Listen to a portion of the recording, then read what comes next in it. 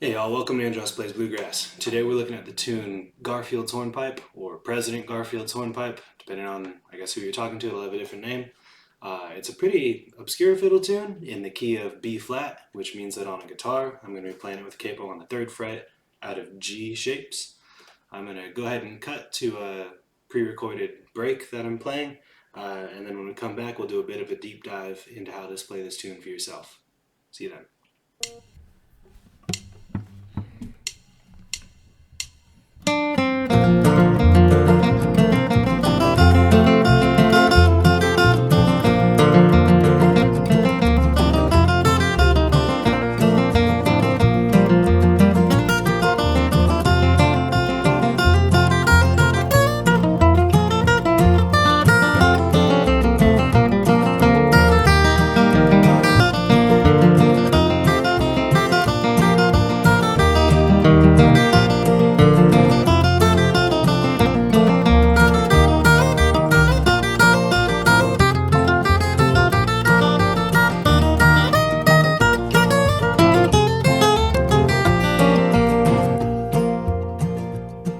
Thanks for sticking around. Just want to go ahead and say, if you like this video, please give it a like. If you want to see more, subscribe. If there's a particular tune you want to see me do, leave it in the comments. If I messed something up, leave that in the comments too, you know? Always looking to get better.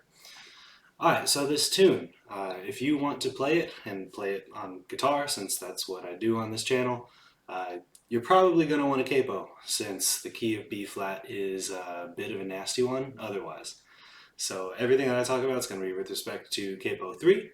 So let's go ahead and play through the chord progression. I'll show them on screen. Again, it's going to say that I'm playing a G chord because it's this G shape, but it's a B flat if you're talking to anybody else, or if you're, like using natural number system. This is the 1 chord, right? All right.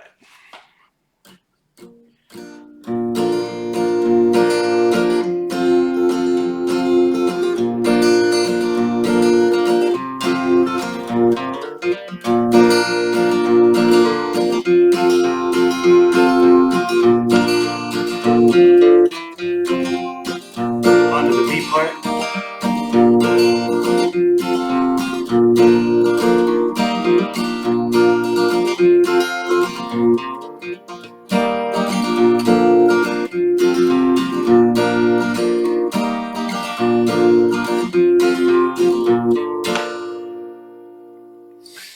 Alright, so that's the whole tune, sort of through a whole sequence of it. 2 A parts, 2 B parts, playing through the chords. I actually really like this chord progression. It's kind of a simple one, but for some reason it, I don't know, it resonates with me, I guess. So yeah, play those chords, get them stuck in your head, play them 100 times if you have to. If you're going to play this in a jam, you're going to play those chords way more than you're going to play a lead. And if you're going to play by yourself, it's always useful to know where you're at in a tune. As for the melody itself, kind of like with Salt Creek, I don't have a particularly good skeleton melody for this tune, but what I do have is kind of a set of guidelines. And I think maybe part of why I don't have a skeleton melody is, in my research, I've really only been able to find like 4 different versions of this tune. Maybe there's more out there. I didn't go and drag through the depths of YouTube for channels as small as mine, right? But the ones that I listened to, they seem to follow the same basic guidelines, so we're going to talk about those here. Alright, so in the A part, the first measure is pretty much always just outlining a G chord in every version that I've listened to. Whether that's, outlining the G chord with the cross picking, like I did, like this, or, if you want to do a G major triad here, it's almost always done with this sort of cross picking. This tune's meant to be a hornpipe, and that's kind of a pretty common motif in hornpipes, that you have this kind of busy 8th note melody, so it's more common to cross pick over the chords instead of to strum them.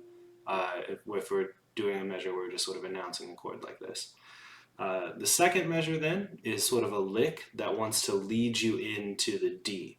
So you'll notice the first time that I went through it, I think both times actually, I try to end that lick with this walk up, so that the next note that wants to come is this D note, right? So if I stopped that before playing that D, That's tense. It wants to go up. So then the next bar I can outline a D chord. You know, same thing before. I'm just cross picking a D major triad. You know, I could have done this one, but I wanted it to be a little bit lower. And then the fourth bar is kind of the same idea as the second bar, but over D leading to G instead of vice versa, right? So you kind of play a little lick that leads into that G. If I just stop that there, that's super tense. It really wants to go down to that G note, right? Then the next two bars are the same as the first two bars. So you do something over the G chord, right? Something that's leading in now to the D part, and then the last two bars is a tag. It's the 5-to-1 tag. So do whatever you want to do. That's sort of a nice simple thing, but it's a tag in the key of G. I mean, you can Tony Rice it if you want, right? Tag in the key of G. Do what you want to do. That's really the A part. I kind of take some liberties in it the second time through in the arrangement that you heard me do before, where like instead of outlining the G chord like this, I do, and then I continue that motif over the D chord, right?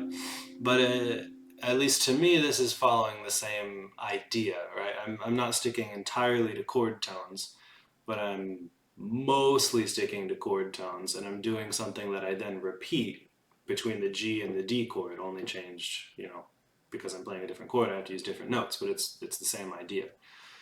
All right, moving on to the B part. The first measure in the B part is this big walk down of the C major chord, right? And just sort of cross picking all the way down and back up it again, this whole, octave plus a third range of it. So again, I just think of this as outline the C chord. The next bar is essentially just outline the G chord. And then bars 3 and 4 of the B part is where we start to get something kind of cooler, somewhere where you can really get flexible, inject whatever you want to inject into the tune.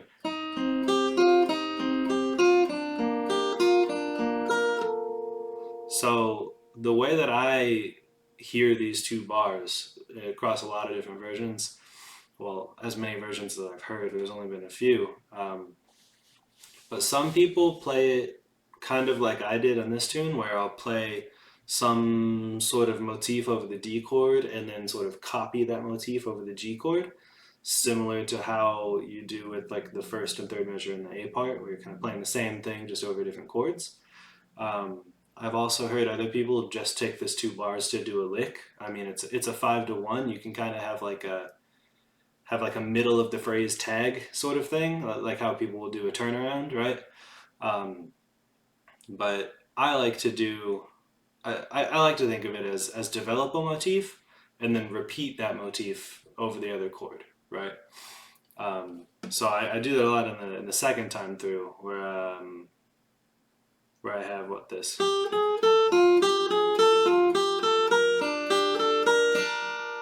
Right, I've sort of developed this motif of walk up chromatically and then have a chord tone that I'm doing over both of them, right?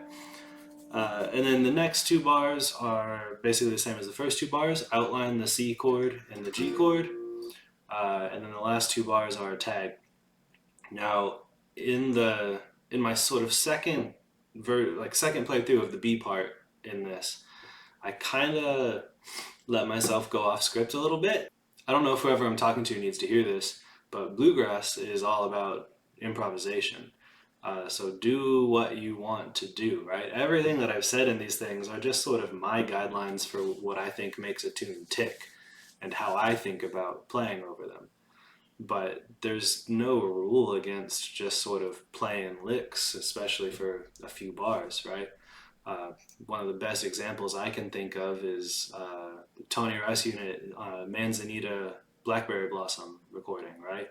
where Tony Rice plays the A part pretty straight. He plays the B part, you know, the first time through the B part pretty straight ahead. But then the second time through the B part, I mean, he just goes off on that E minor, right? And it really sounds nothing like the melody, but it's super cool. And then he brings it back right at the end.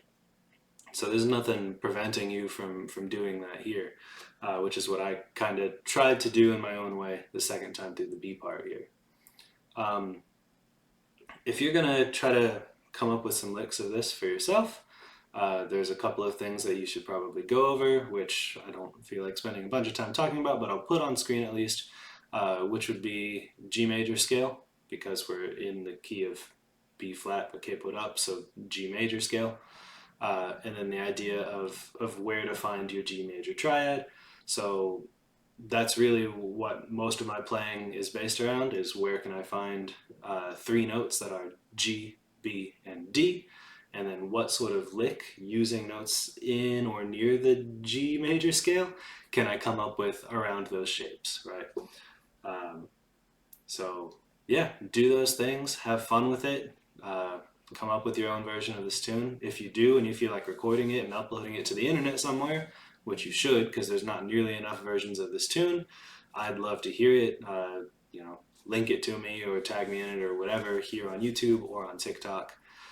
If there's a tune that you want to hear me do in this sort of way, or just play or anything like that, let me know in the comments. If you like this video, give it a like. If there's something more that you want to see, then subscribe. I try to put out these videos about once a week or so. Thanks.